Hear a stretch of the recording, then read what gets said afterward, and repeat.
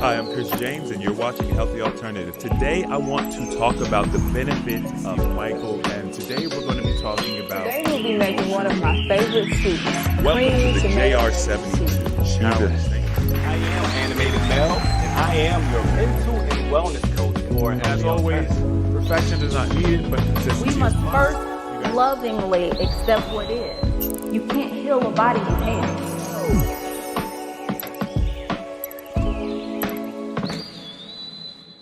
No matter what, you have to put yourself first.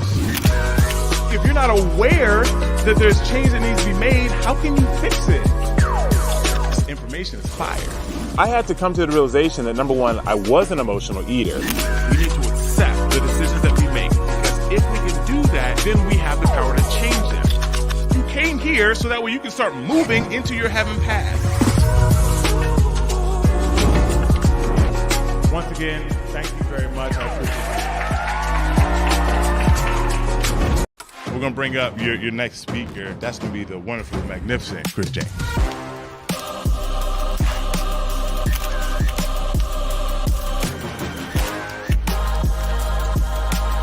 If you talk about how much you hate your fat, your body has been working all this time to keep you alive. I don't think anybody in my circle understands impossible.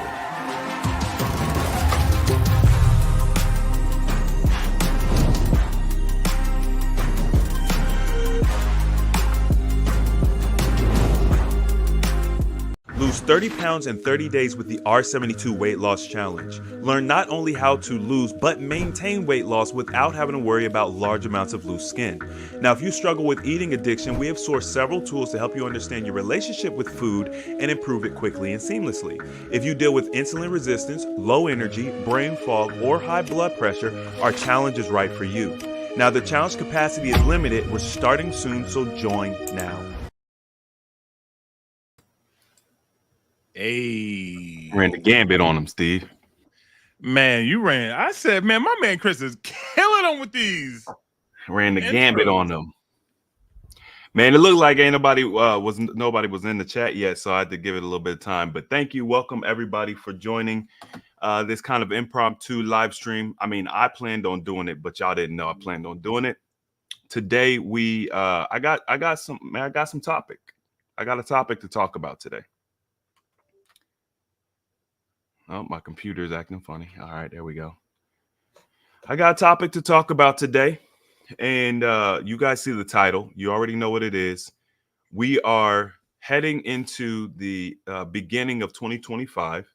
And, you know, when I was reevaluating what does the community want? What do they want to hear about? It's always about weight loss. And I was like, well, how much weight do people need to lose? You know, and I'm like, most people need to lose 100 pounds in our community. And that may be reassuring to some people. That might sound like a big number to others. But the reality is we have all got very complacent with our health. And we've allowed it to slip away from us for years, if not decades. And that's how you get to the place where you've got 100 pounds to lose. It doesn't happen overnight. But that's a very important piece of context to have. Because if it doesn't happen overnight, that means that we shouldn't be expected to correct it overnight. So today I want to talk a little bit about what it takes to be able to go on that 100-pound journey. And I've invited my brother, Stephen Michael, to be with me today because he has done the 100-pound journey multiple times. Steve, how many times have you lost 100 pounds? Well, let me clarify my answer. I guess you could say that I've lost 100 pounds 3 times, almost 3.5. And the reason I would say 3.5 is because from my beginning of my journey until my lowest was about 200 pounds, 197 to be exact, but we won't want to just say 300 or 200. But then I did gain a significant amount of weight back just because of some life situations and, you know, through my journey of growth. And then I essentially lost it all again. So it's So I've lost 100 pounds over 3 different times. So I guess you can say I'm an expert at losing 100 pounds. That kind of makes you an expert, man. And look, this is important. The reason why is because it wasn't just an arbitrary experience. There was intention behind it, right? So every time you lost it, you gained it back, there was a lesson being learned. And that lesson helped us to refine our knowledge base so that when someone fresh, someone brand new comes in and they're looking to achieve the same thing, was like, this ain't our first rodeo, right? And because of that and how we approached it, we approached it as students. We didn't approach the weight loss. We didn't approach the health and wellness journey as, I just simply want to get the weight off. I just simply want to feel better. And I'm not saying there's anything wrong with that. I'm not saying there's anything wrong with that at all. As a matter of fact, I think that's a great motivator. You just want to feel better. That's good. What I'm saying is we took it a step further. Yes, we want to feel better, but we also want to understand the inner workings, the mechanics of it. How can we feel better more efficiently? How can we feel better and stay feeling better? Because what we learned through this process is you can lose the weight, but then that also comes with a certain kind of mindset that you have to, there's certain mental things you have to deal with. And, there's certain social anxieties that you have to deal with. And then there's always the dreaded weight gain, gaining it all back again. And so having multiple instances of losing weight, gaining weight with that student's mind allowed us to understand what was happening mechanically so that we can then present that information to you all and essentially help you do it better than what we did it. Right. So to the topic of today, the video is the key to losing 100 pounds is action over excuses. And the reason why I chose this particular verbiage is because I've been doing videos recently. I've been doing a lot of live streams, and I've noticed in the comment section people saying, because, okay, we're talking about the R72 challenge. We got the R72 challenge starting tonight. Okay. So we've been promoting the challenge, and I'm seeing people in the chat say, I want to join, but. Now, whatever comes after the but, it doesn't matter, right? I don't need to be specific. It's not about what comes after the but. It's the fact that I want to join, but full stop. That's the problem. And so that's what I want to address today. Whether you join our R72 challenge or not that's inconsequential, right? It's what the challenge represents. And what the challenge represents is a commitment to action. So the key to losing 100 pounds is a commitment to action. You're not going to lose 100 pounds making excuses. This is just not going. The math don't math, right? What specific actions need to be taken? There's many different ways. There's more than one way to peel an avocado. Okay, we can approach the losing the 100 pounds in many different ways. But the point is, you have to move forward. You have to take action. Steve, I want to ask you, when you were very first introduced to the opportunity to improve your health and wellness, would you say, I'm talking the very first time that me and you started talking about it, would you say that you were in a position where you're like, Chris, I'm ready to take action, let's go? Or would you say that you were at a place where you were ready to make excuses? Where were you? I don't know if either of those two. I was my thought process was going a different direction. In my brain, I was in a place of desperation, and I wanted it, and I wanted it regardless of how uncomfortable I was going to feel, regardless of what other people thought about what I was doing. And I was in a very negative place And when you brought up like fasting, my first thing, my first thought process was this doesn't even make sense. Like, so I'm going to starve myself to health? Like, that doesn't even compute. I Mm. said, but I trust you. And I'm at the point now in my life where if I don't make a change, I will be out of here within the next 5 years, probably. So I've tried so many other things. This is no different. Let me give it a shot.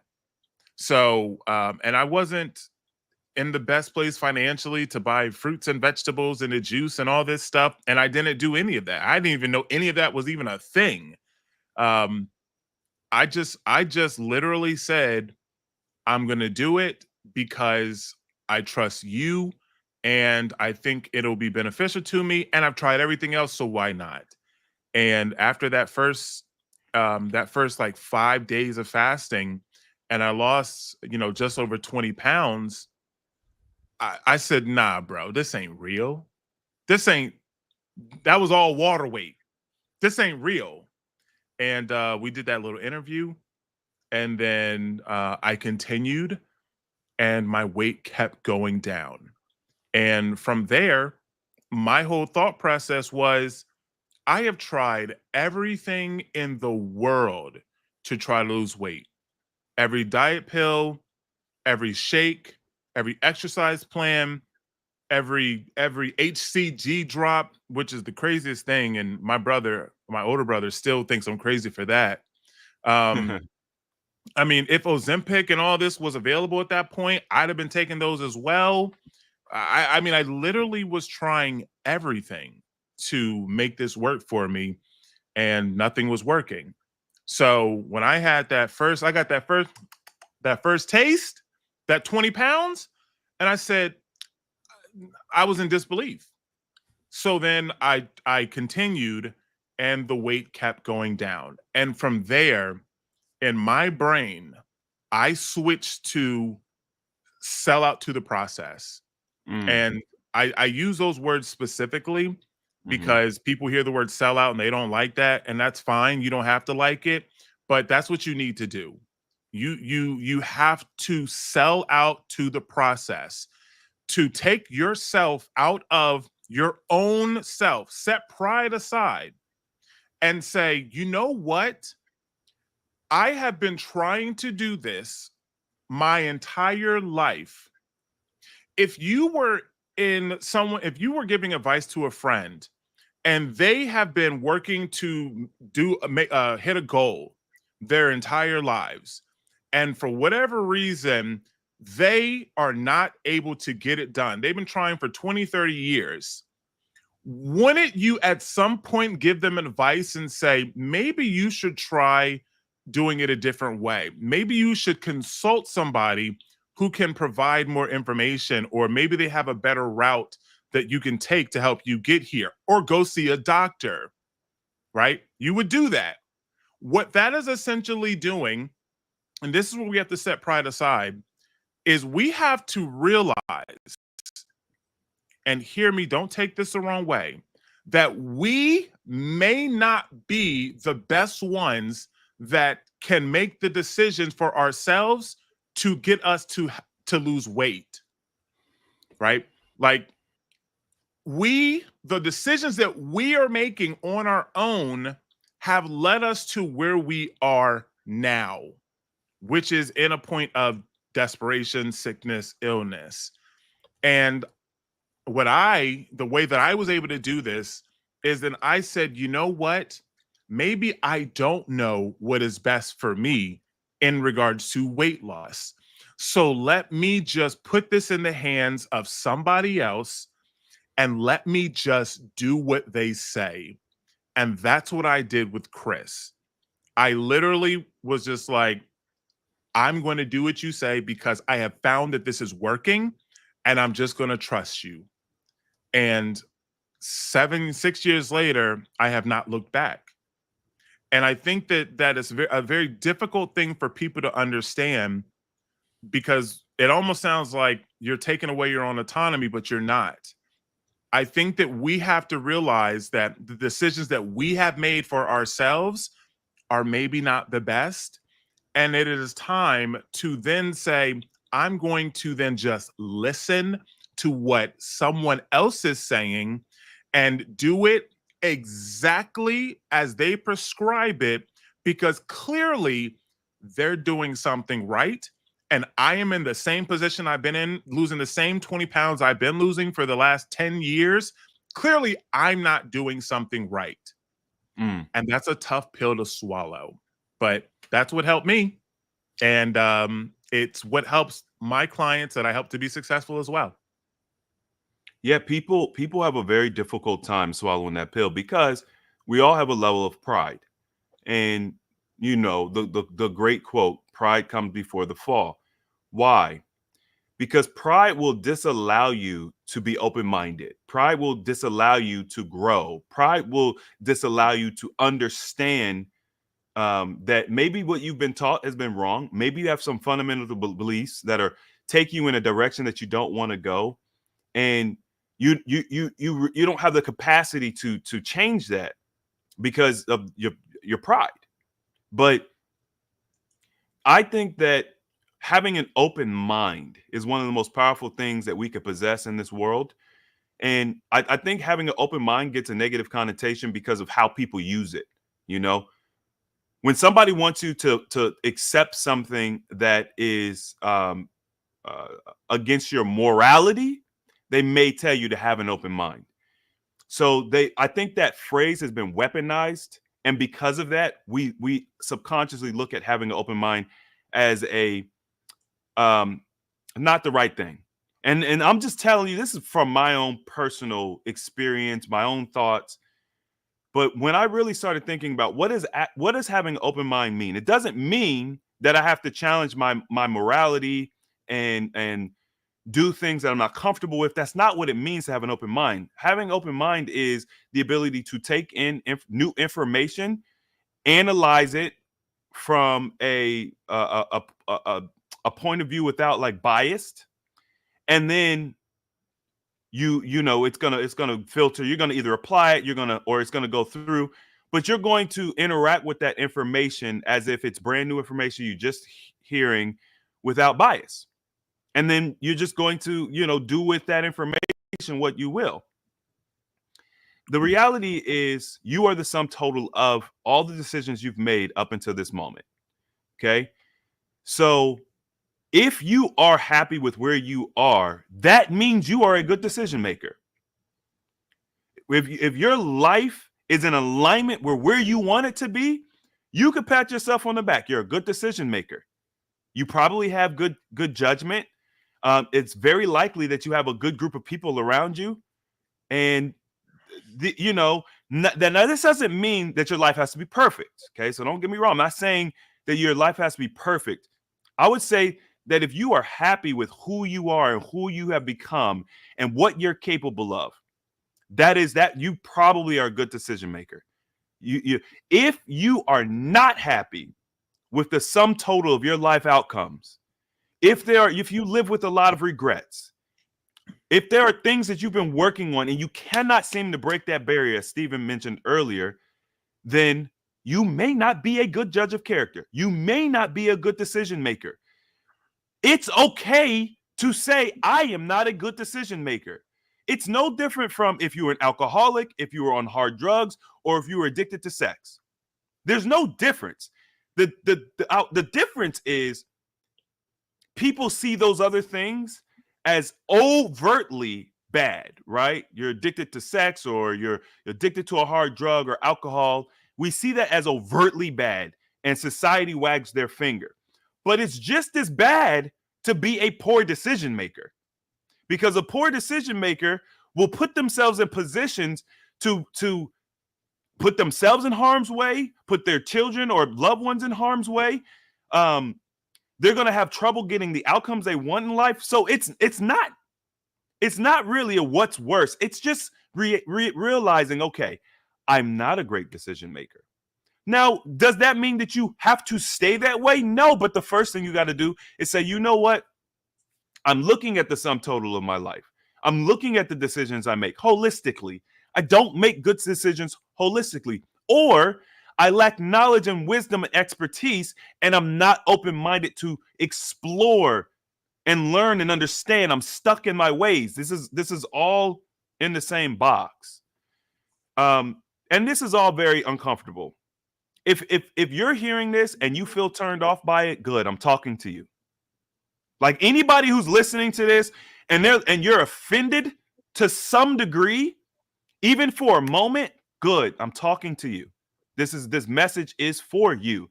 You are the person that I'm looking for. Now, you have a choice.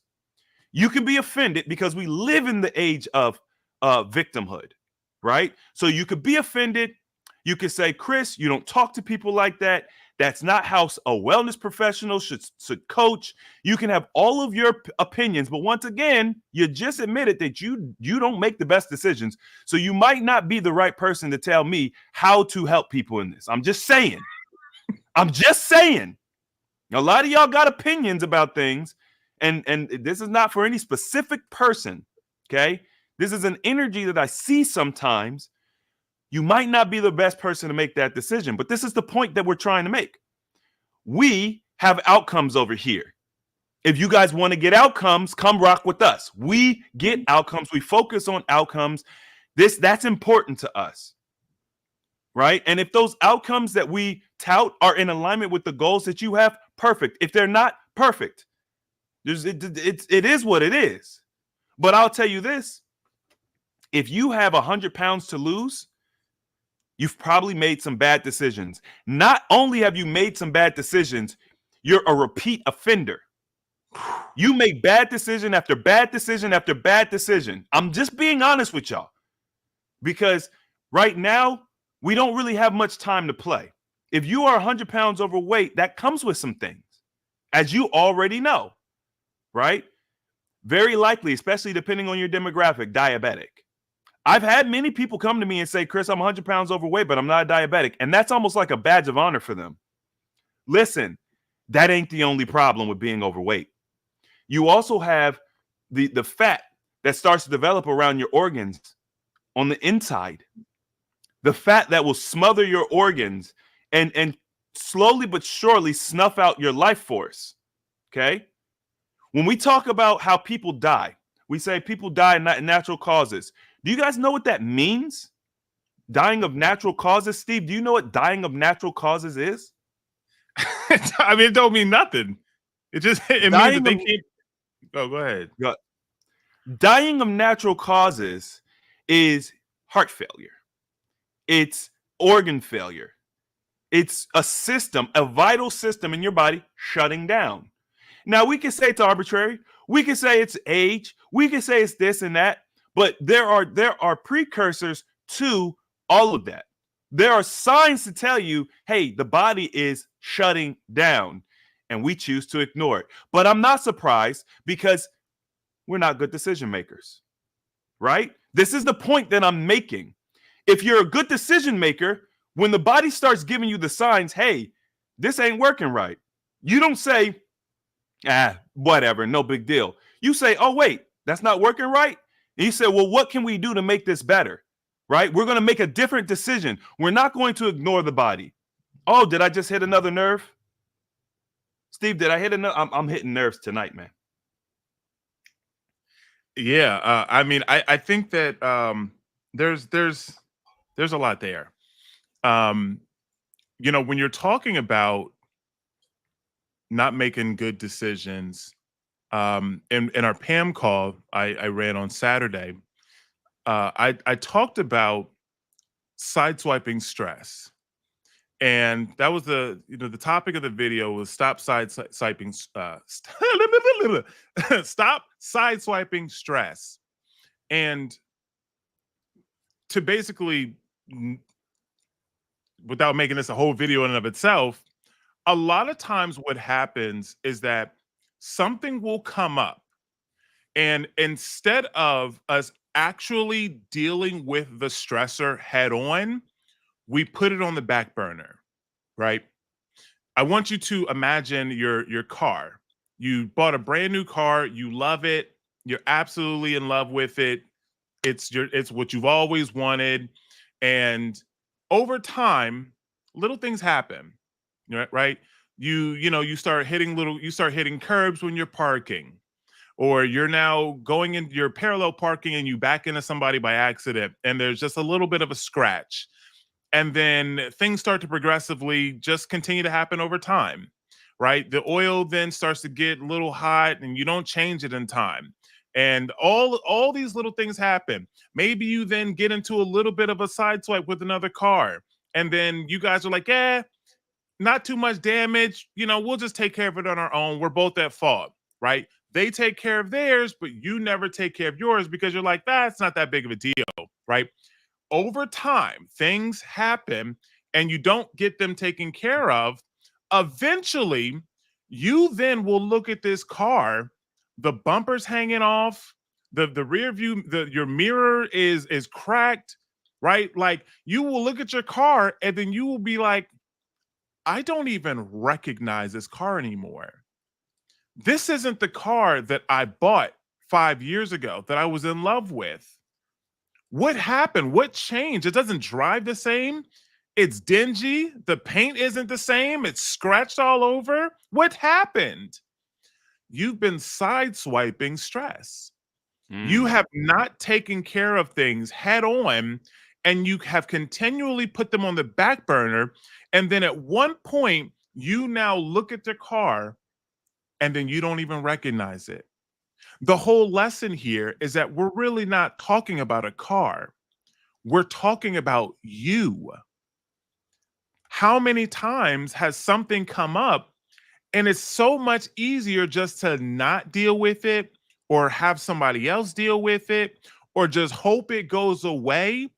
And then maybe the symptom goes away and you're like, oh, okay, that's cool now. I'm all right. I don't need to go to the doctor. I don't need to consult anybody. I don't need to go see the chiropractor. I don't need to do anything. It just went away, but yet it really hasn't. And then at some point, you turn and look at yourself. Maybe you're 30, 35, 40, 50, whatever. And you walk past the mirror and you catch a glimpse of yourself and you're like, I don't even recognize you anymore. The car was never about the car. It was never that. It was about you not dealing with things head on when they actually arrive, right? When things are stressful, the best way to manage them is to deal with them heads on, right? If you think about impact, if you have two things coming at the same speed, at the same rate, when they impact, the damage is going to be higher, but they stop, right? It's done. It hurts in the moment, but it's like, okay, it's done, right? If you just allow a car to drive or something driving and you're just slowly just hitting the guardrail, hitting the guardrail, hitting the guardrail over and over and over, the damage can actually be much worse because you've never actually stopped. If you deal with things heads on, and in this instance, let me try to bring this full circle, right? And I hope this makes sense because this was an entire hour lesson. I'm trying to condense it. But as we bring this full circle, in regards to our wellness, if you decide that I am going to give hyper focus to a particular type of therapy or a particular type of diet or whatever it may be for a period of time, it is much easier to just say, I'm going to deal with this right now, and this is where my attention is going. And then by the end of that time frame, everything will be fixed. Everything will be where you want it to be. You'll be moving back in the right direction. You'll be in love with your car, right? You will recognize it again. Or you can just over time just not deal with things and put things off. And then you get to the point where you're like, hey, I mean, I don't even recognize a car, but it still gets me from A to B. But the difference is between a car and a body is that you can't get another body, but you can deal with things heads on. And that's the whole point. To start focusing on the issues as they arise. And right now, for everybody that's here, wellness is on the mind. Otherwise, you wouldn't be here. So you have two options. You can either continue to sideswipe your wellness and things will just go on. You'll leave the live, nothing happens, and life just continues as is. No real change happens until one day you wake up and your knee gives out and you finally got to go to the doctor and they scan your knee, but then the doctor's like, anything else wrong? Because they're always trying to scan things, and all of a sudden they scan your chest and now they find a mass. That's how this happens all the time. I can't tell you how many people I've worked with where they're like, oh, I found that I had this issue, but I didn't go in there for that. Right? Everything's all good until you get that moment. We don't have to wait for that moment. We know there's things that we can do now. And simply by making these changes and by focusing on your wellness for a particular amount of time, it's going to lead you down a path where everything else naturally changes. And you don't have to wait for that moment where you look in the mirror, you don't recognize yourself. You can make those changes now. That is an incredible analogy, and it brings to mind this idea that if we allow damage, micro traumas is how I like to look at it. Micro traumas, but it's micro traumas every day for days on end, for weeks on end, for months on end, for years on end. Now you've gone 2 decades of micro traumas. Eventually that micro trauma becomes macro, right? Now, when we find a micro trauma or something that's stimulating us in a negative way, when we find it in real time and we address it head on, as Stephen mentioned, it's really nothing, right? Think about this, y'all. What did you do the very first time you ever had a headache? I want you guys to think about, like, all the way back when you were children, the very first time you ever had a headache.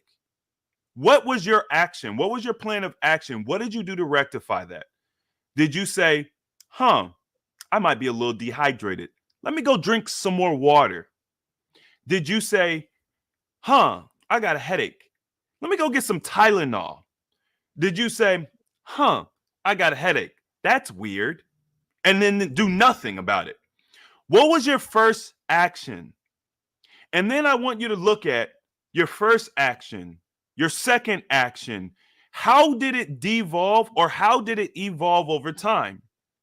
What direction are you going with your thought process, with your logic, with your thinking? And then I want you to extrapolate that over your body holistically. When you felt that pain in your shoulder, when you felt that pain in your leg, when your eyes started twitching. These are all very subtle signals that something is wrong. Did you believe the mainstream narrative where they said, oh, that's normal, that happens to everybody? Or did you go and educate yourself to learn about what it is, why it's happening, and what you could do different? Are you paying attention to the subtle signals that the body is sending you to say the cries for help? Understand something. I don't care what traditional wisdom tells you. I don't care what doctors, scientists, I don't care what they tell you. Our bodies were intended to function at a very high level. That was the intention of the design.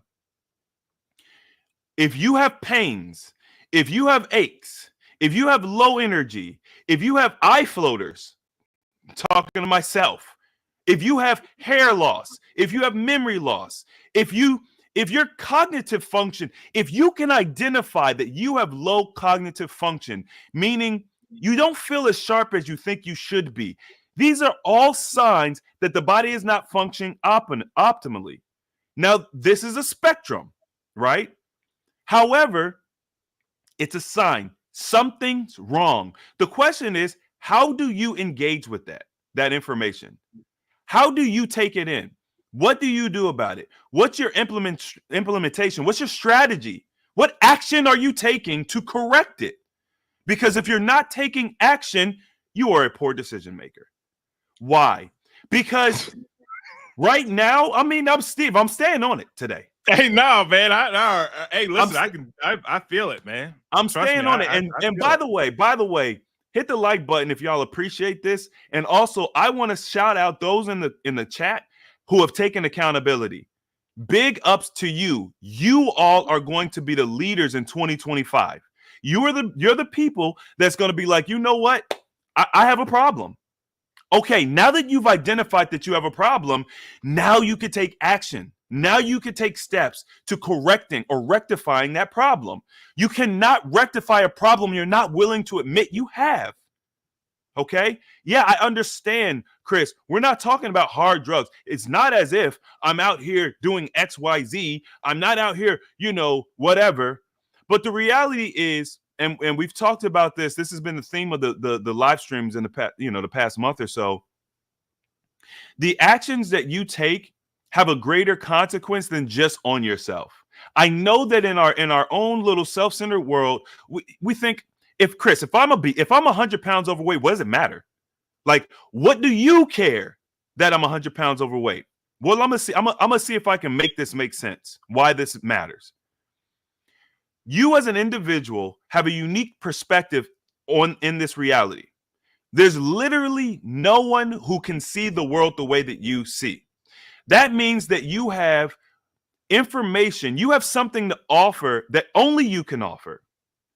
If you allow yourself to degrade over time, if you don't care about your cognitive function, if you allow yourself to be overweight and you don't want to get on stage, you don't want to teach, you don't want to have conversations with people, you don't want to interact, you feel uncomfortable, it is depriving us of something very special and unique. There are so many people out there who have created works of art, right? Not just paintings and stuff, but just creative works of art, whether it's in literature or whether it's sculptures, whether it's music, whatever, that we never would have had that if it weren't for them stepping out on a ledge, being visible, being, maybe a little more extroverted or whatever the case may be. Well, the problem that I see is a lot of people that come to me in their consultations and things, they'll tell me, Chris, I have the skill set, I have the ability, I have the wherewithal to do X, Y, Z, but I don't feel comfortable. I don't like talking in front of people. I don't want to be the center of attention. I don't like taking pictures. Think about how many people, like if you guys enjoy art, I like fashion. I'm not saying that I'm necessarily the most fashionable, okay? But I'm also, my body is built weird. I can't buy the most fashionable stuff. But I'm not gonna make an excuse. I'm gonna start creating my own clothes. So we'll fix that. But I like fashion, right? And one of the things I like about fashion is I like the female form. I like watching women on runways. I like when they do the different, the artistic kind of art. You know what I mean? And there's so much of it. But what if everybody was uncomfortable with their body to the point where they didn't want to do that?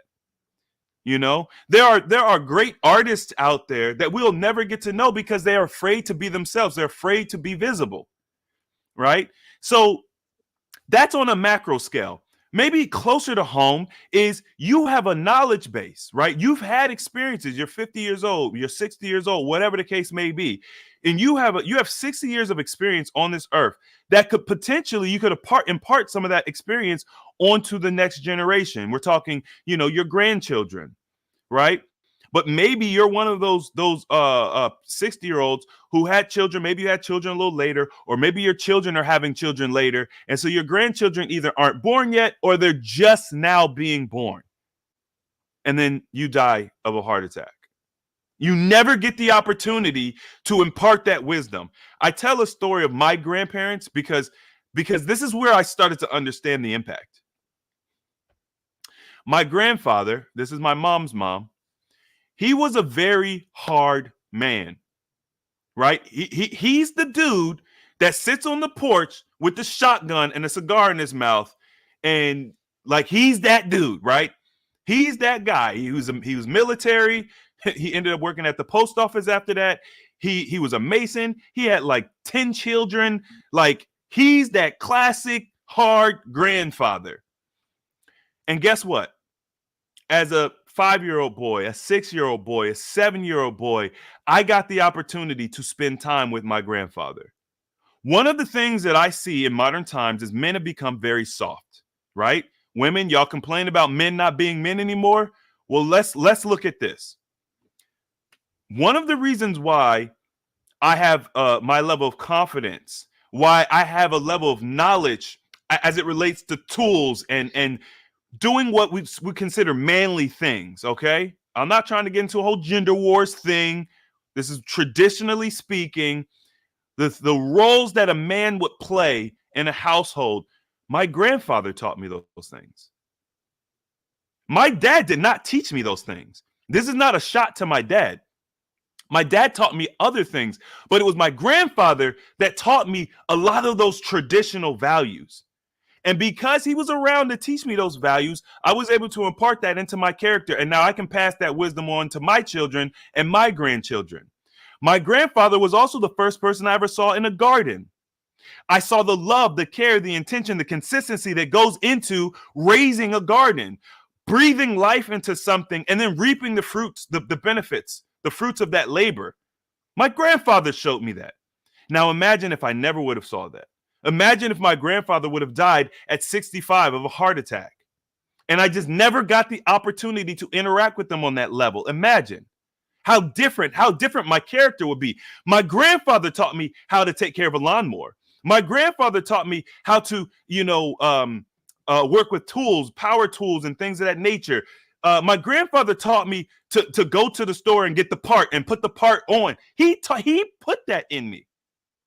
It was the only place I got that. But imagine if he didn't exist. This is just my experience. Y'all's experience might be different. There was somebody in your life that had a great impact on the person you are today, on your character development. Imagine if they didn't exist.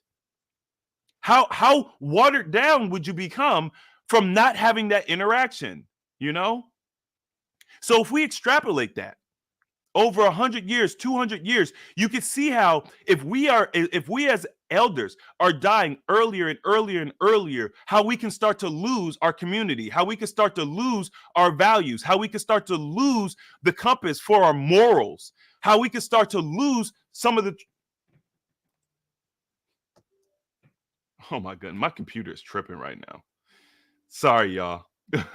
How we can lose some of that value and that wisdom and everything that comes on that helps. Bro, as we're getting older, as generations are passing, we should actually become better.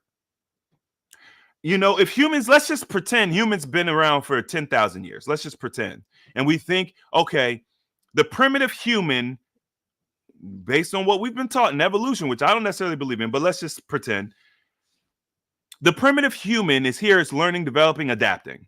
As time goes on, we should actually be getting stronger, more wise, less sick. We should have less problems. We should be really figuring this thing out better and better and better every year. So then the question becomes, how is it that we have more disease today than we had the 50 years prior? How is it that people are more unhappy today than they were 50 years prior? How is it that our food is more toxic than it was 50 years prior? Like, you could go on and on and on.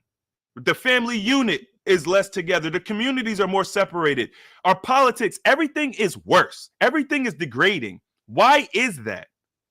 It is because the backbone of our communities are being snuffed out early in life because they made poor decisions. If you are one of those people that makes poor decisions, make a change. Yes, for you, 100% for you, first for you. But also don't forget, your decisions impact other people. Here we go. This thing is tripping.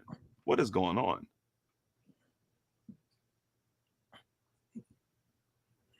Okay, let me see here. What's up, man? You need me to jump in? Man, my screen keeps going black because it's trying to go from, I have two screens. It's trying to go from one screen to another. And this is when they would say the devil is at work. Ooh, the devil is at work. Hey, man, listen, let me tag me in, man. Yeah, tag in, man. Just tag me in, man. Listen, your decisions that you make not only affect you, but they also affect your children. They affect your friends and family. They affect your coworkers. They affect everyone around you. How do I know this? Because and I'm going to be so cliche here, but I have truly become a light to everyone in my life. I can't tell you the number of people that I used to party with, the people I used to smoke with, the people I used to drink with, the people I used to eat out late with, all the people I used to run around the streets with, right? All these people now come to me, and now they're 35, 40 plus years old. Now they have thyroid issues. They've gained a lot of weight. They got pregnant. And now they're just like, I can't get this weight off. I just don't feel good. The doctor said X, Y, and Z. I just saw that I have a tumor. I'm going in for surgery. What should I do after this? How can I heal? All of a sudden, the decisions that I have made now have a positive impact on everyone around me because I'm able to help them. It's the same thing that Chris is talking about when he's talking about how much our grandfather imparted into him. It's the same thing, except I'm 38. And now I will then be able to continue to provide these tools and wisdom to my children and everyone around me. It's no different. So in the same vein of the whole call where we've been holding each other accountable, if we say that we love our children, our friends and family so much, why would we not want to put ourselves number one and take care of our health so we can be here for them? Because let me tell you, putting your children number one doesn't mean you go buy them Jordans for school. Putting your children number one doesn't mean that you go buy them Chick-fil-A every day because that's just something they want and you're not buying for yourself, so you're putting them first. No, you're actually doing more harm than good. And I am saying that because I am a father of two. So I'm not just saying that, right? That's not what that means. When my children come to me and they spent the summer with me and they were like, oh, we want to go to IHOP, we want to go get McDonald's breakfast, we want to go da. What did I do? I got up and I said, oh, I got breakfast for you. And I made them kids a smoothie. Right? And at first they were like, a smoothie, that ain't enough. And then of course it ended up being enough. Right? Not only did I do that, then it got to the point where they were so used to waking up at 6, 7 o'clock in the morning and eating a bowl of cereal. They would wake up at 7 o'clock when they got here. Oh, I'm hungry. No, you're good. We're not eating yet. It got to the point that by 12 o'clock, they didn't even start asking me for anything until about 12 o'clock. They're intermittent fasting, right? By the time that they left, every day, up about a week until they left, they were trying to get a smoothie. Dad, can I get a smoothie? Can I get a smoothie? And then we didn't have any lunch until probably 2 or 3 o'clock because that's when they were hungry. When you are in a certain environment, there's certain things that we do that we believe are the correct things until something new is presented to us. And then after a certain amount of time with repeating these certain habits, you then realize I don't need what I thought that I needed. These are children, right? So one of the reasons that, because we talked about the R72, right? And one of the reasons that I'm specifically going to tell you that you need to join is because I particularly am going to be teaching on a very particular topic this entire challenge, which is a little bit different than what I normally teach, right? But the problem that we have in our minds in the world of wellness and dieting and weight loss is that we believe that after we put in a certain amount of energy and effort and time, we should get a certain result. And why, yes, that is important. And yes, you will. But that's not the core issue.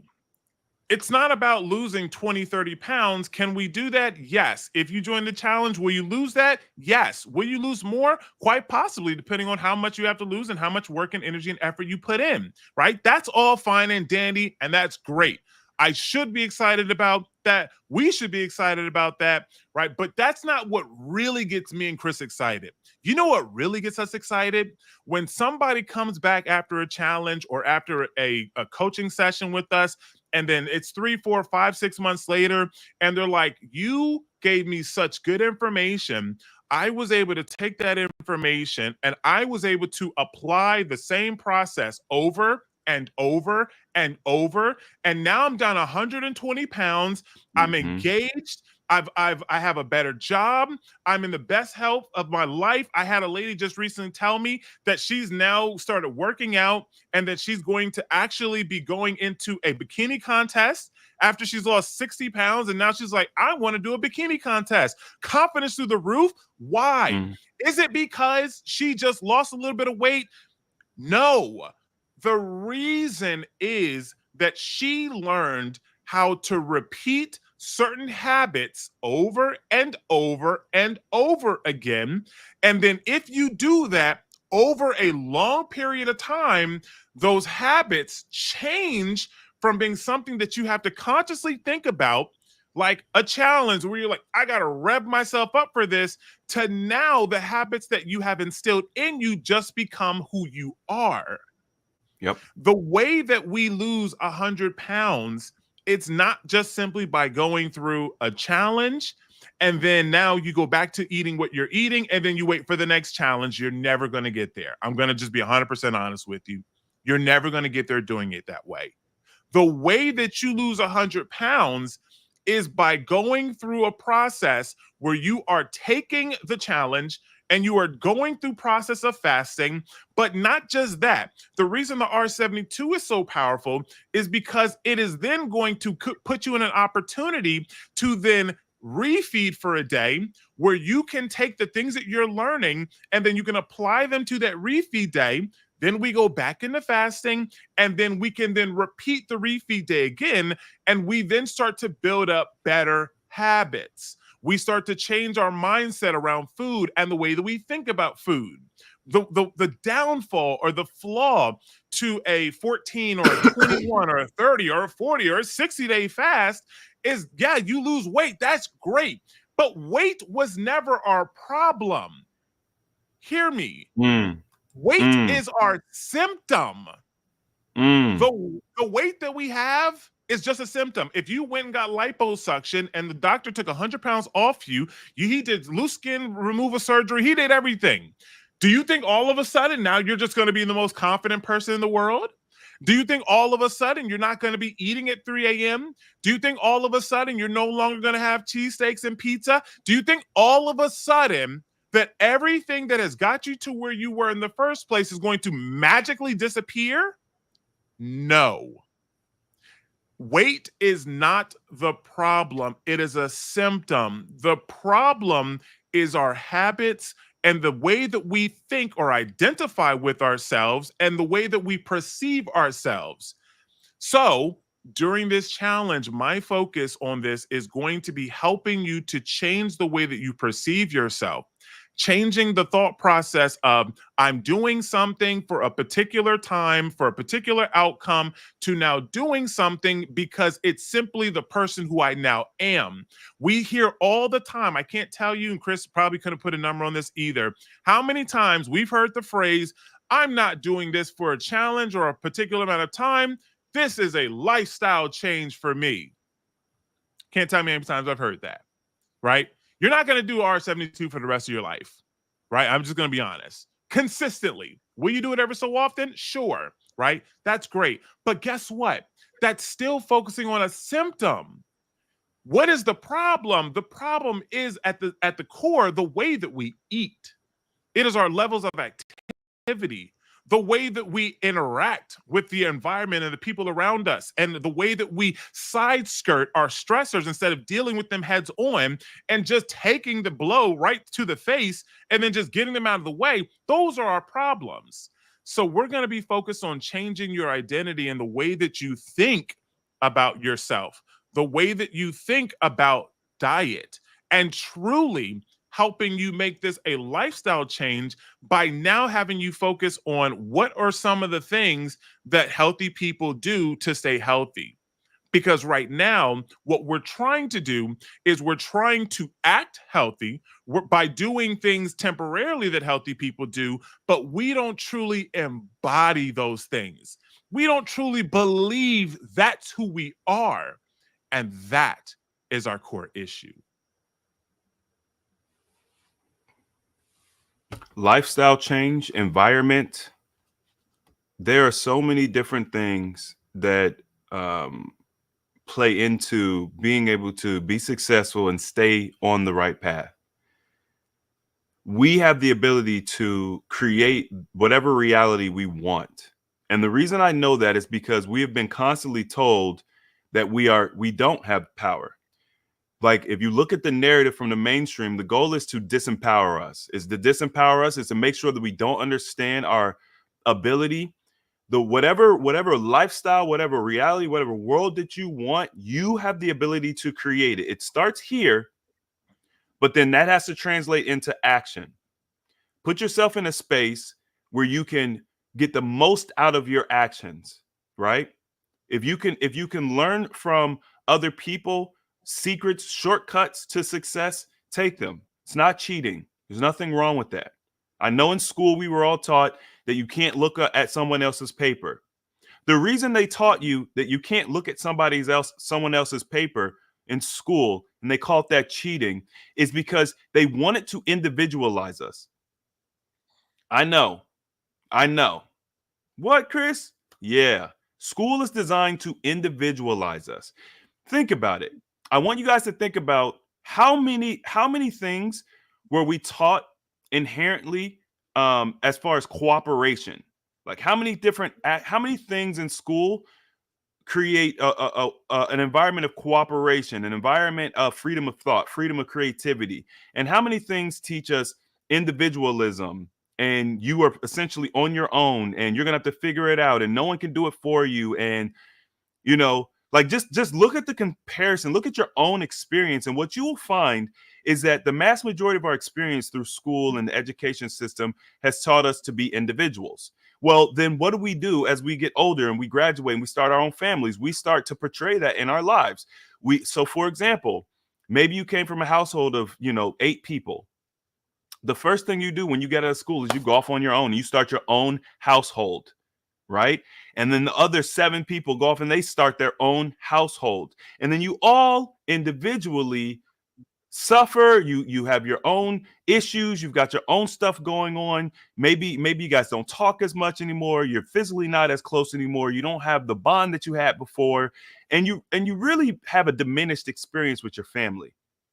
Wouldn't it make more sense for you guys to come together, build, whether it's building a compound where you guys all have homes in a community that you own, maybe, or if you imagine purchasing a big mansion together and everybody has their own wing, so you have your individuality, you have your autonomy, but you're doing it under a family structure. Imagine if you guys all got together and you started a business where each individual person in the household said, well, here's my strength, here's my strength, here's my strength. And you all came together and created a business or a product or a service, and you all worked on each other's strengths instead of you trying to take your strength and go off and do something on your own. Like, just think about how powerful that would be. Think about the power of community. Think about the power of unity. Think about the power of cooperation. I mean, look at our economic system, the capitalism. I used to be a huge fan of capitalism, but the problem with capitalism that I have found is that it encourages individualism. Okay, imagine if some of the biggest companies that we had actually worked together instead of competing with each other, trying to slight each other, spending so much time, energy, and resources trying to tear each other's down because you want to be the top of the hill. What if we all came together and we all worked towards innovation? We all worked towards making society a better place for everyone. Just imagine the contrast. So I say all that to say, let's go back to what makes sense in a natural environment. Human beings are designed to be in groups. You are not, as a human being, you weren't designed to be alone. I'm not saying that you can't be alone. I'm not saying that there's not certain people that are called to be alone. But what I'm saying is, holistically, we were designed to be in groups. Okay? We're designed to work with each other, bounce off of each other, and be greater, utilizing each other's strengths. You're strong where I'm weak. That's where we are. That's where we are the best. And so what we've done with the challenges is we've created an environment of like-minded individuals. We all have different skill sets, experiences, perspectives. We come together and then we uplift each other in that environment. And that's one of the reasons why we see such dramatic outcomes from people who have gone through our challenges. Now, on our side as coaches, I want you guys to understand what we do is not easy. And I know most of you all appreciate that. You know, we always have those critics. There's always going to be critics. They say if you ain't got haters, you ain't doing it right. So I've always been okay with that, you know. But for those of you who understand what it takes to run a business, maintain a business, encourage people, motivate, I'm sitting here motivating, encouraging. It is draining in the best way possible. I love giving of myself. Right? So the commitment is twofold. It's you all making a decision that there's an outcome that you have in your mind and you're willing to take that action. And then it's us being there to support and create that platform for you to be successful.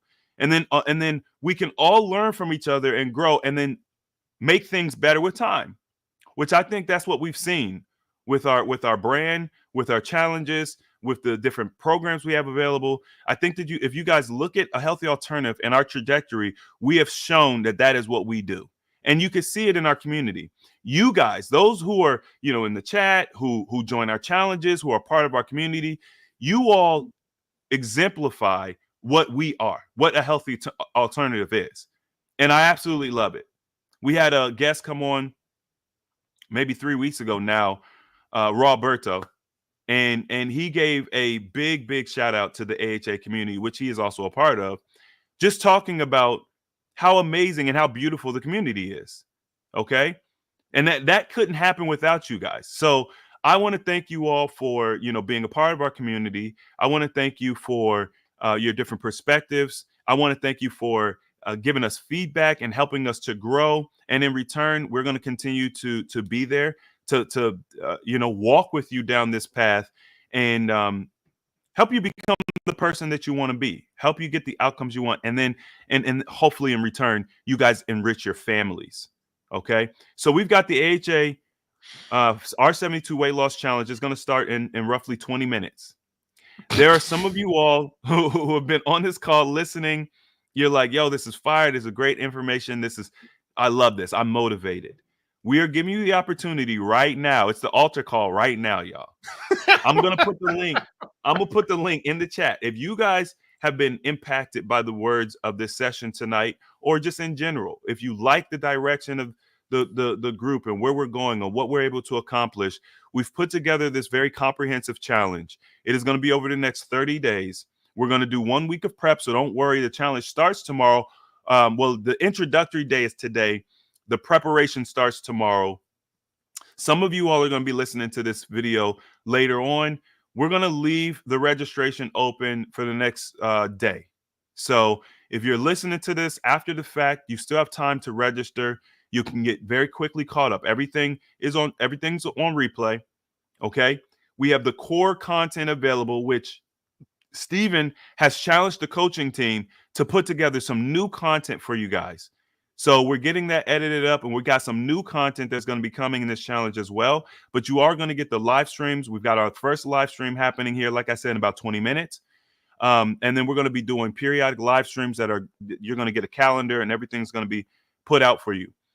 The R72 challenge is beneficial because it is an interaction between fasting, food, and mindset. We want you guys to get the action of fasting. You're going to lose the weight. We want you to get the action of being open-minded, trying something different with your palate.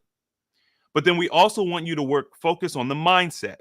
We want you to as you are going through this process, be changing how you look at it. It's not just about weight loss. That's a big key. We know that. I understand that. But what else can you learn from this? How can you develop as an individual? How can you be a better person? And then how can you impact those loved ones around you and maybe spark change in them? That's really the true essence of the challenges. We literally have hundreds of people signed up for the challenge. We have not reached capacity. Okay.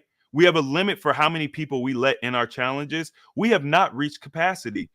Come join us. Now, I want you guys to be aware, those who are going to join, there are several different options available at checkout. One of the things that we have done is we have created a pay in 4 option for you guys. So if you guys want to add anything to your registration and money is a concern for you, There is a pay in four. You take the total sum of whatever the products and everything that you've put in your cart. You divide that over 4 payments, and then you're gonna make it in 8 weeks. So it gives you 8 weeks to pay for the challenge. That is something special, I'll say, that I've made the decision to offer to you all to help you. I don't want you guys to have the excuse of saying I can't afford it. So I'm doing the best that I can to make it as affordable as possible. You could break the registration is $98. You could break it up into 4 payments over 8 weeks. It's the best that I can do. Okay? However, if you're ready to make a change, if you really want the outcomes, if $98 is a problem, you'll figure it out. You will find a way to get it. You'll find a way to do it. And then once you make that sacrifice, the value is off the charts. The value is off the charts. And when we invest, especially when we invest our last, and I'm not telling anybody to invest their last. That's not what I'm saying. But I'm saying the commitment, that mindset, I'm going to do whatever it takes. That is a winner's mindset. Let's not make excuses. Let's put actions over excuses. Let's take action. All right. So I think we had a couple questions. There might be one or two we'll grab, and then we're gonna rock out.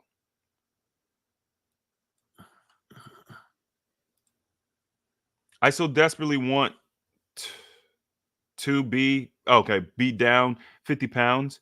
Today is day 1, and I got loved ones telling me I'm perfect and I look good now. Yeah, people do that. People, it's the victim Olympics out here. So they're going to tell you look good. Body positivity. We've talked about that.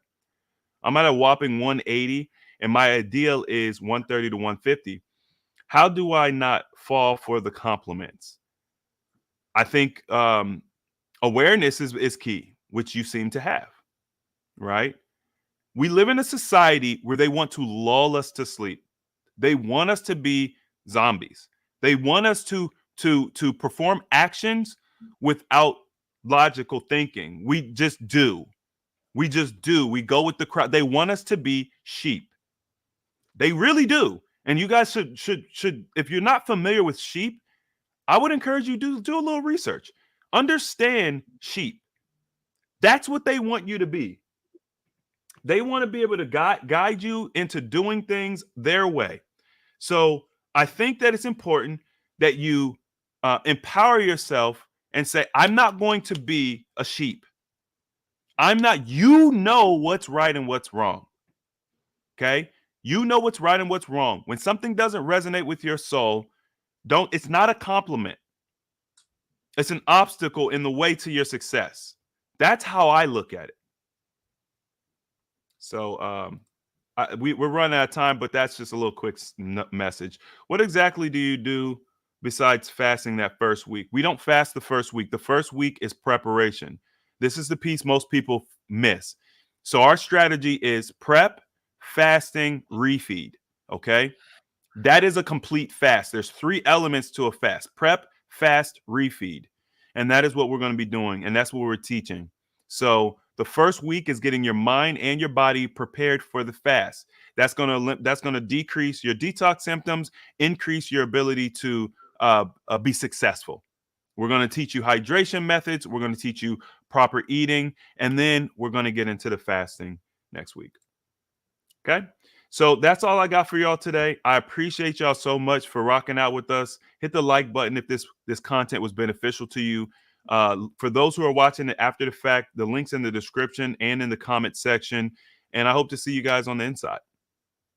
Steve, you got anything? Peace. Peace. Let's rock out.